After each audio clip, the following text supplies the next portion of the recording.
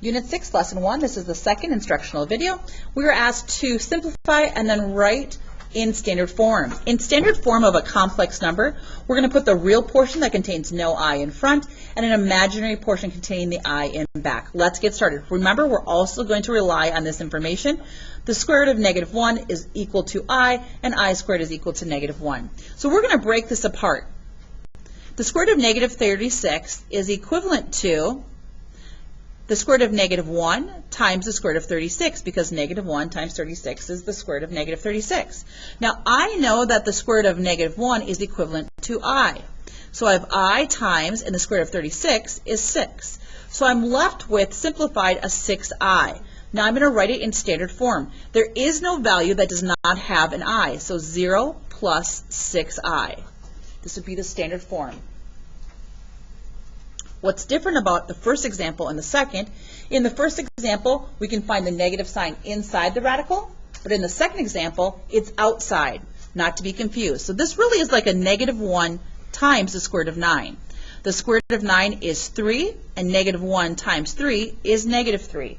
How do we write that in standard form? So -3 is the real portion. It can be positive or negative. We do not have a value that's connected to an I, so plus 0I. The third example is very similar to the first.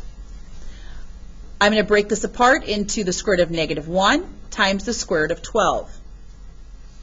I know the square root of -1 is equivalent to I. And now the square root of 12 can be broken down. Let's remember our perfect squares: 1, 4, 9, 16, 25, and so on. So what's the largest number that divides evenly into 12 among the list of perfect squares would be 4. This breaks into 4 times 3. A lot of times, students will try 6 times 2. Remember, 6 and 2 are not perfect squares. So I have I times 2 times the square root of 3. Now, what's the proper way to write this? This is not wrong, but in standard form, there is no value that does not contain an I. So the real portion is 0. And now, how am I going to write this? I'm going to organize it with the value in front, followed by I, and then if there's a radical, it's going to go behind the I. The fourth example is going to be similar to the second example. So this 32, the negative sign is like a -1, just like example number 2. The square root of 32 breaks down to 16 times 2. The square root of 16 is 4. So I have 4 times the square root of 2 with a -1 out front. So -1 times 4 is -4 with the square root of 2 attached. This contains no I. It's the real portion. So there is no imaginary portion. All right, let's now look at our next two. So again, we cannot take the square root of a negative. So I'm going to break this apart into the square root of -1 times the square root of 16. I know the square root of 16 is 4, and the square root of -1 is equal to I. Now, how do I write this? How do I write this in standard form?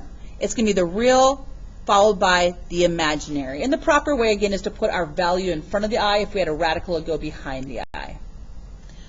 Let's look at our last problem from this set.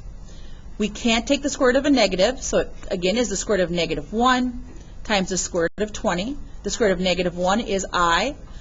When we break down the square root of 20, a lot of students want to say, what about 2 times 10? Yes, 2 times 10 is 20, but it doesn't help us break it down. We're looking for those perfect squares. And 4 is the largest perfect square that fits in or divides into 20. So from this portion, I have 2I square roots of 5, 2I square roots of 5 minus 3. All of this is wonderful, but it's not in standard form.